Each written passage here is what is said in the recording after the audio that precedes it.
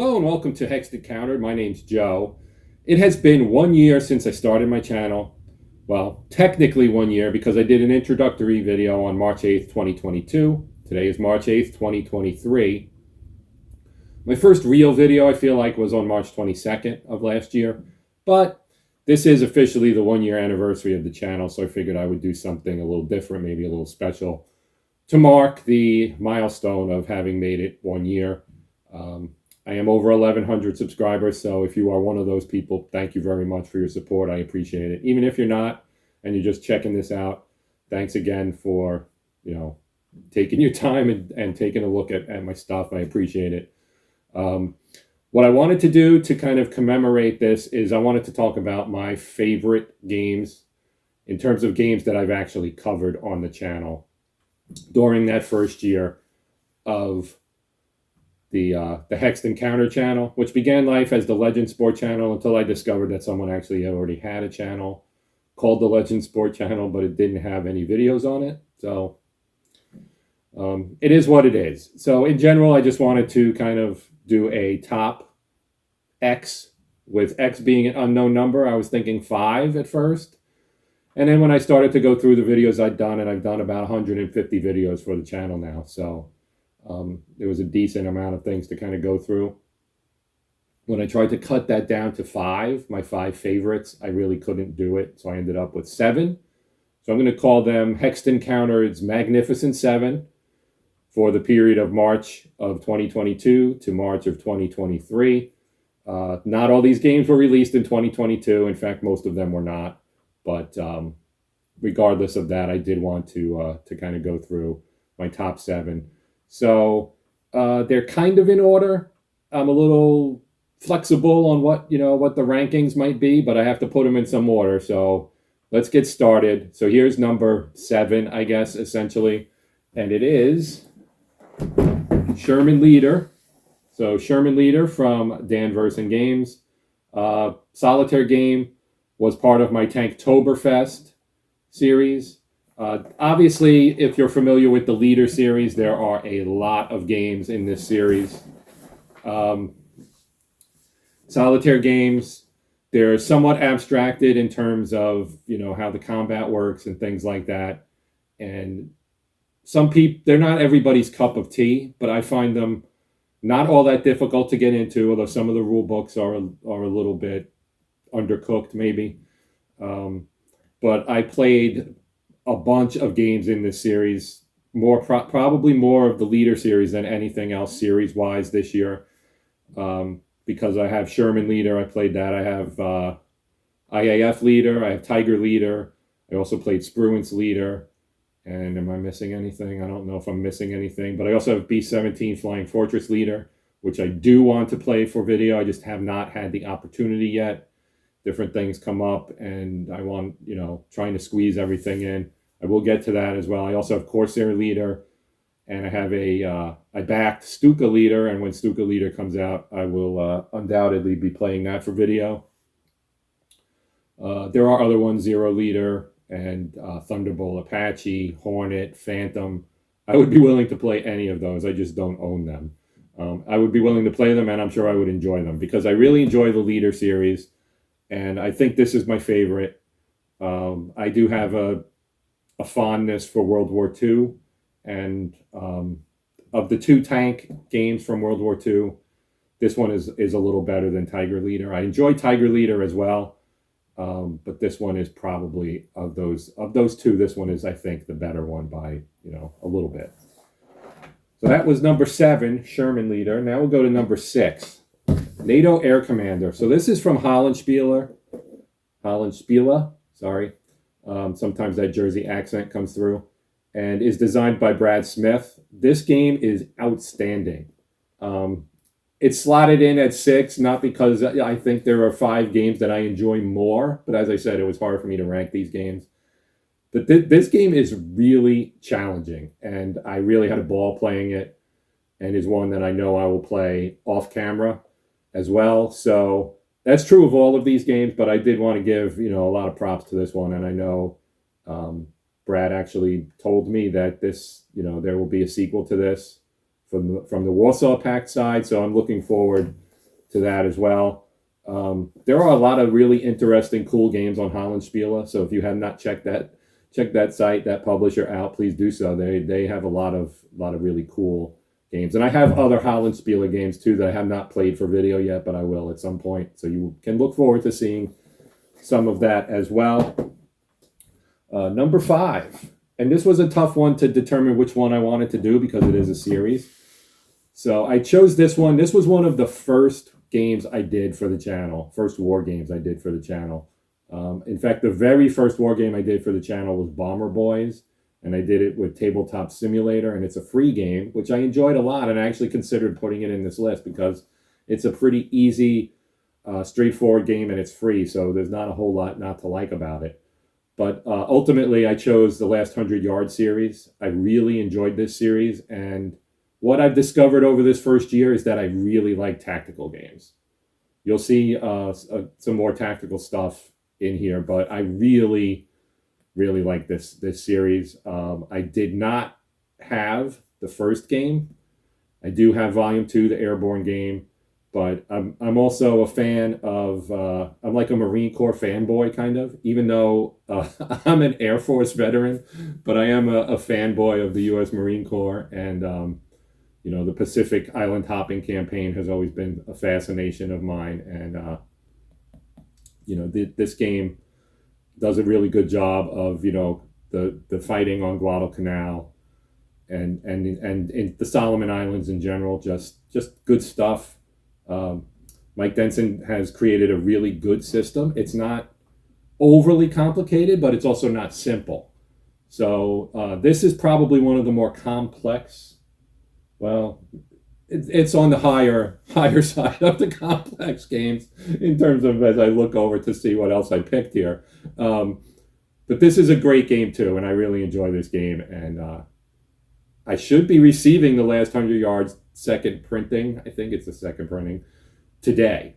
But I'm doing this in the morning because I have a job and I have to do my job. So I want to get this video up at some point today. But yeah, this is an excellent game. If you like tactical games with some crunch to them that, you know, aren't overly simplified, the mechanics and everything in this game are really, really interesting, and I think that it's well designed. And, you know, this is true for all the games I'm going to talk about. Check out my videos or other people's videos about these games, because you'll find that these games are pretty good.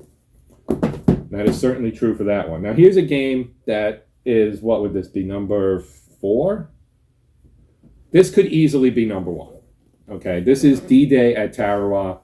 John Butterfield, solitaire classic, part of a series with, you know, along with Omaha Beach was the first one. And there's also Peleliu. And then there's Iwo Jima and Saipan, which weren't done by Mr. Butterfield, but this series is it's a little complex. The system's a little bit complex. They're not easy to pick up and play. You do need to pay attention to the rules, and God knows I screwed up the rules left and right when I was doing this for video. You know, I tend to forget stuff sometimes while I'm playing because I get caught up in the moment, and I'm caught up in talking and playing at the same time, and sometimes I can't walk and chew gum at the same time, so to speak. But this game is, I have this and Saipan. So I have one from Butterfield himself, and I have Joe Youst's Saipan game, which is also a really good game. It gets dinged because he also did Iwo Jima, and Iwo Jima had some issues. And I think people got down on the Joe Youst adaptation of Butterfield's system, but Saipan is an enjoyable game too. But obviously, if I were going to recommend, you know, somewhere for someone what game to pick in this series to start with, this is the one I would probably pick because this is the one I have experience with. But I don't think you could go wrong starting it with Omaha Beach, which was the first game, or Peleliu. And at some point, I plan on picking up both those games. In fact, I have Omaha Beach. I have the PC version, and I may end up doing a video series on that as well.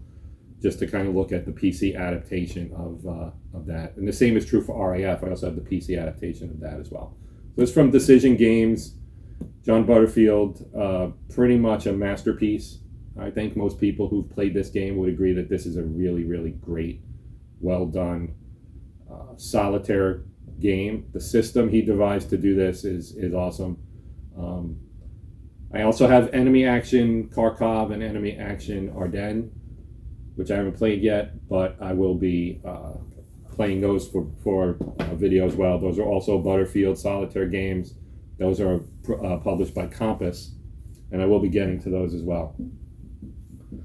Okay, so now we have number 3 is The Long Road.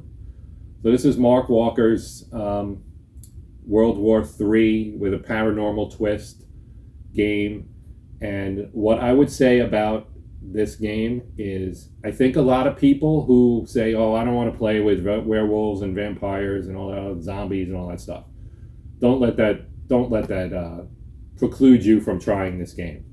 This game can be played. There are historical scenarios. There's an expansion, Fatherland, which has even more historical scenarios. And the game is just a lot of fun.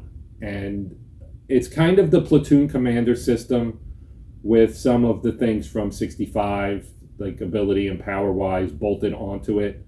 And, Mark Walker is a really creative guy, and he's really good at world building. And, there are novels that kind of go along with this. He's written 2 and is writing a 3rd. That, you don't have to read the books necessarily, but they give a little bit of color. And when I played this game, I have just finished reading the books, and I don't know if that colored my, opinion of this game, but this is an excellent game. Just an excellent game. And I like the World War III alt history kind of timeline. I played NATO Air Commander. That's on my list too. So I have 2 World War III games here on my list, and so that kind of maybe says something about the type of games I enjoy. This game is really good. You can play it solo. It's a 2-player game, but you can play it solo. It's better probably 2-player, I would say, because there are cards involved, and you can basically like trump the other guy's card and so on. So there's the card play is one of the elements that definitely make it better as a 2-player game. But I've played this solitaire plenty, and it's a good game, good system. I really, really like this system. Easily could have put this number 1, but I put it at number 3. Only because, like I said, it was hard for me to rank these, and almost any of these, if you asked me, do you really like that game enough to be number 1, I would probably say yes. Okay, so here's a more recent one. Another meaty, heavy box here. Skies Above Britain. So this is, this is another solitaire game, and this is just a really, really well game, like really well designed game, I should say. It's not simple, but the way that the way they designed it to teach you how to play the game. Jerry White and Gina Willis did an excellent job with this, both in terms of designing the game, making it fun, and making it relatively easy to learn. Because there's a lot to it, but I had a ball playing this game, even though it's complicated, and even though I screwed up when I was doing the video, here and there, like I usually do. But really like this game. I wanted to get Skies Above the Reich, and I couldn't find it because it's out of print. So I'm on the P500 for the reprint. But when this came out, I had not backed this because I was like, I want to play the first game first. Mistake. I don't think it matters whether you play this one or Skies Above the Reich or Storm Above the Reich. They're all, I'm sure, I haven't played the other 2 yet, but I'm sure they're all really good. I think Jerry White and Gina Willis, I think, was a big part of helping Jerry get this system, translate his system to the Battle of Britain. And it's just extremely well done, a lot of fun, and the way it teaches you how to play the game is really, really well done and kind of ingenious. So hearty recommendation for this game. Okay, and then there was one. So if you follow me, if you watch my videos, you know I'm a big fan of Flying Pig games. We've already seen a Flying Pig game with Long Road right here. Trying to pick my favorite of just the Flying Pig games would be tough because 65, Platoon Commander, Long Road, Armageddon War. Love Armageddon War. But the game I ultimately chose is 65. And the thing I like about this is, it's squad level tactical, so that automatically is going to appeal to me. It's Vietnam, which there are Vietnam games, obviously, but compared to, say, World War II, there aren't that many of them. Especially from a tactical standpoint. And again, I know there are other games that are tactical Vietnam games. There are. I really like this game. This is the Night of Man system, which is another game that I have look, I did a whole month on Flying Pig games, so my my feelings on that game company are pretty well known. Everything I've played from them, I've enjoyed. Everything. And that can't be said for everyone, but it definitely can be said for Flying Pig games. Everything I've played from them, I've enjoyed. And this one, I think I enjoy the most. I wanted to put Armageddon War in here. I could have done a top 5 probably just on Flying Pig games, but that wouldn't have been fair to some of these other games, which are also awesome games. And so ultimately, I left games out because I could have done a top 10 easily.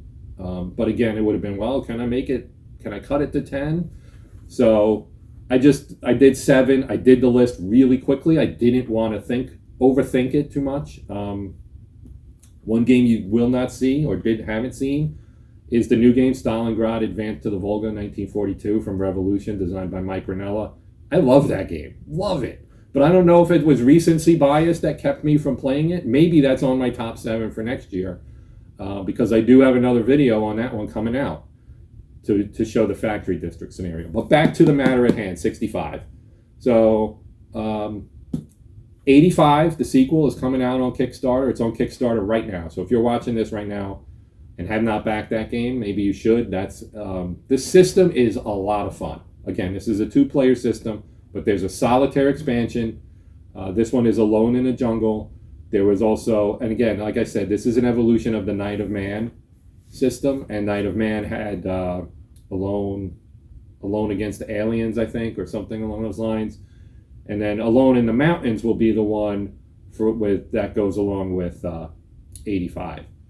So I really like this game. It's a lot of fun, and there are a lot of scenarios in here, and it's got that kind of Mark Walker creative genius kind of thing to it as well. It tells a story. The expansions are fantastic. The city expansion is a lot of fun.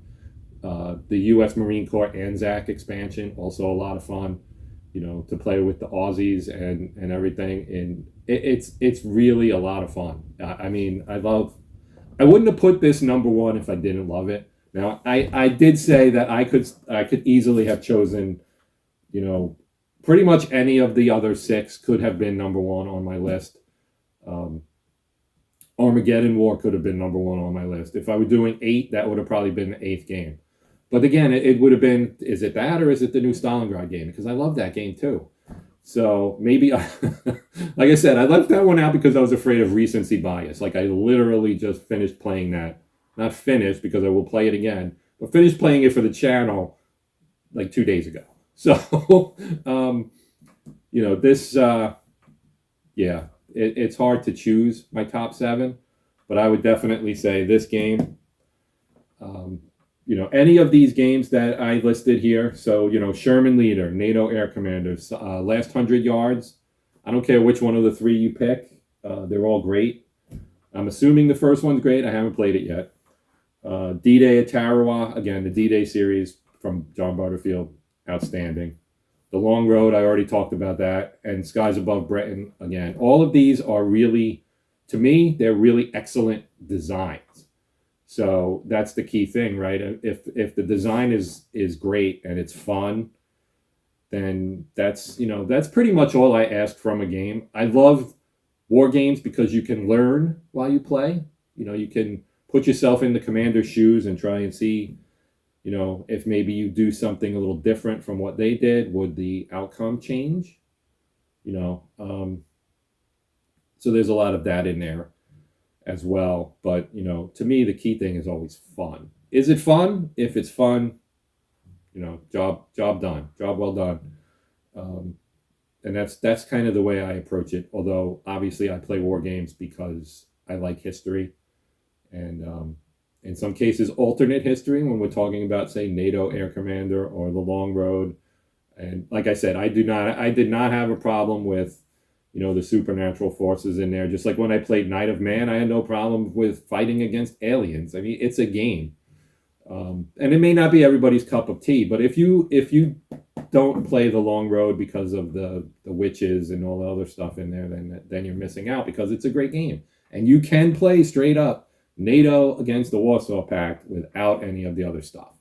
So, I heartily recommend that as well. I heartily recommend all these games. No reservations.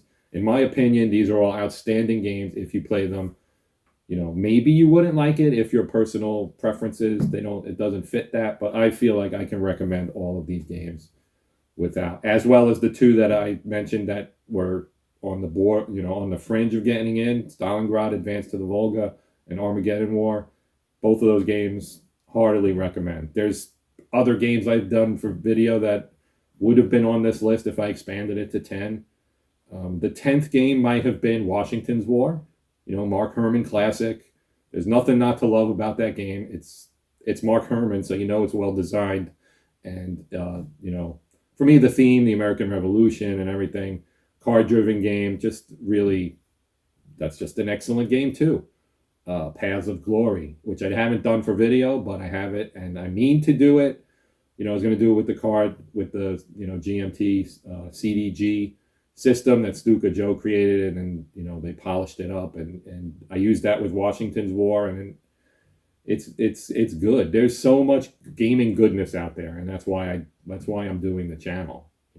Even though I watch other people's stuff, and there's tons of great channels out there. I'm not going to name names because I don't want to leave anybody off, but I subscribe to a bunch of them, and it's the amount of content out there that's great is astounding. And kudos to all my fellow content creators for doing an outstanding job.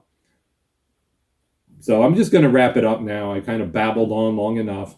I wanted to do this as part of my 1-year anniversary. So I'm sorry you had to sit and watch my ugly mug for this long, but if you did, kudos to you.